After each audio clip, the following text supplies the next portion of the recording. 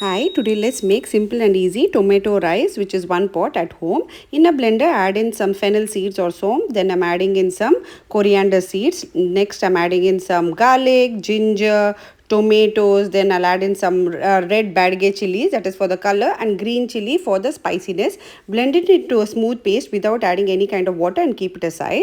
Now, in a cooker, add in some oil and ghee together and add in whole garam masala like fennel seeds, bay leaves, star anise, cloves, and cardamom, and cinnamon stick as well. Add in sliced onions and give it a good mix. Once it turns slightly pink, add in some pudina leaves and coriander leaves. Add in some tomatoes and peas as well. I'm adding in peas, it gives a good taste. And then kasoori methi.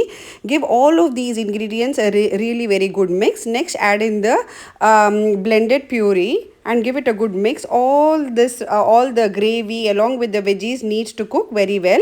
Now, to increase the speed of the cooking, let's add in some salt, and then I'm adding Kashmiri chili powder and turmeric powder. Mix well till the oil separates from the tomato gravy, and then let's add in rice. Here I'm adding in 1 cup of rice, and the water quantity ratio is 1:2. So if you're adding 1 cup of rice, add in 2 cups of water, and then first let's mix the rice along with the gravy well, and then I'm squeezing in some lemon juice. Again, give it a good mix. Add in water as well. Now I'm adding in the water which I've put it to the blender, so that's the reason the color is red. Give it a good mix, give it a whistle, and then your tasty tomato rice is ready. If you like my recipe, don't forget to like, share, and follow. Ingredients are in the comment below.